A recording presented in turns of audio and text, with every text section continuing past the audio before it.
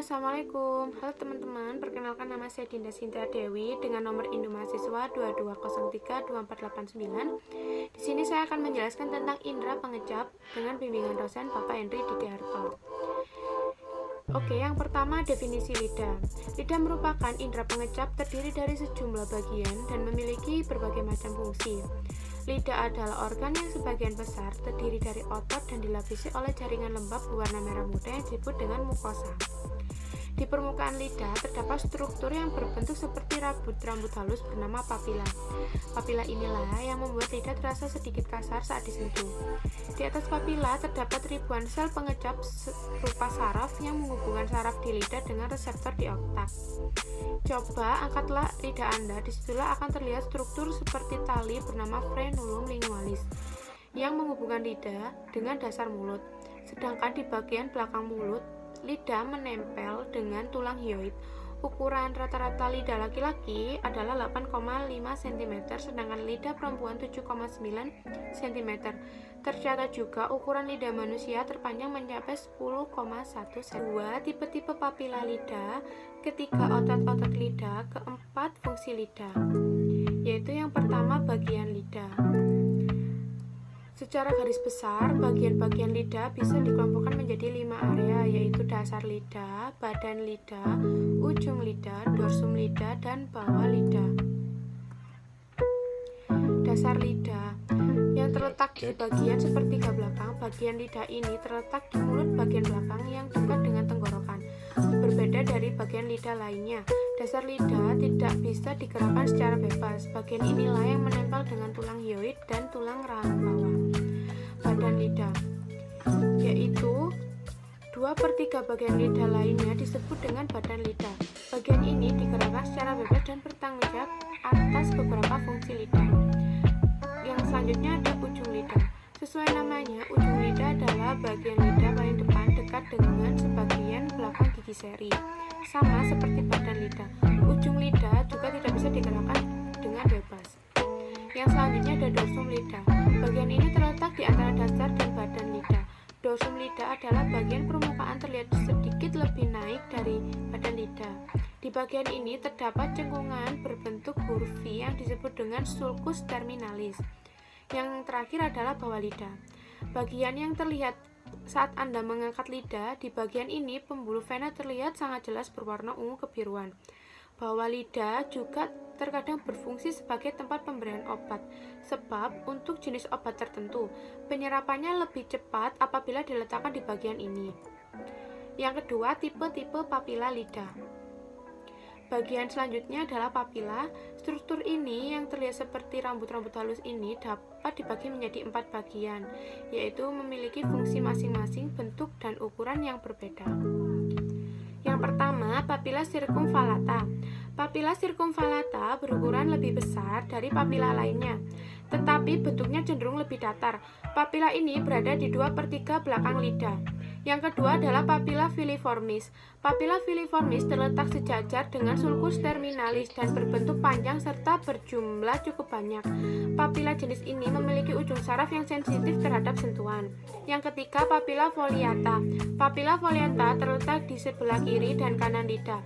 Jumlah papila ini tidak banyak dan ukurannya pun tidak besar, namun mereka juga memiliki reseptor rasa berguna dalam proses pengecapan. Yang terakhir, papila fungiformis. Papila fungiformis adalah papila yang berbentuk seperti jamur dan tersebar di antara papila filiformis. Seringkali papila jenis ini terlihat sebagai bercak merah di lidah. Papila ini paling banyak ditemukan di ujung dan samping lidah. Yang ketiga adalah otot-otot lidah. Secara garis besar, otot yang terdapat pada lidah dibagi menjadi 2, yaitu otot intrinsik dan otot ekstrinsik. Otot intrinsik adalah otot yang membentuk lidah, sedangkan otot ekstrinsik mengaitkan lidah ke struktur sekitarnya dan berperan dalam menentukan posisi lidah.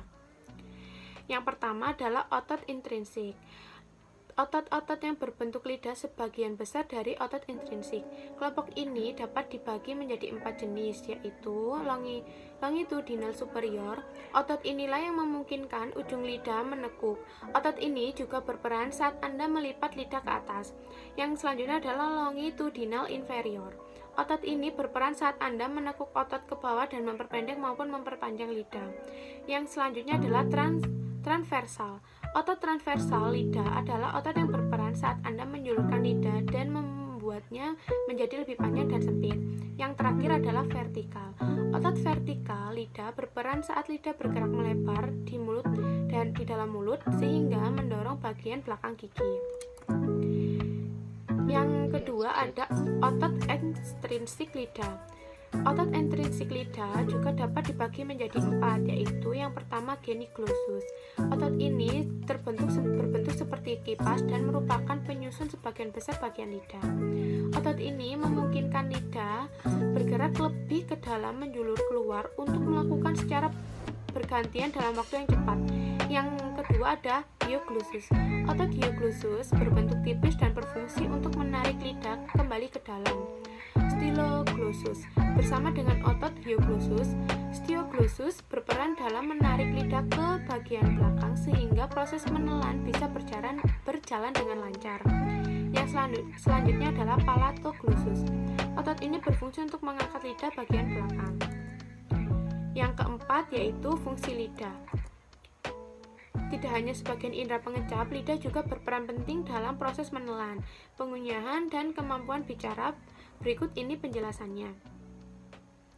Pengecapan rasa. Permukaan lidah terdiri dari begitu banyak sel pengecap dan ujung saraf yang memungkinkan kita mengenali berbagai rasa, baik yang enak maupun tidak enak. Kemampuan mengecap ini juga dibilang melindungi tubuh kita dari berbagai kemungkinan bahaya. Untuk makan dan minum, lidah adalah organ yang lentur dan bisa digerakkan ke berbagai arah.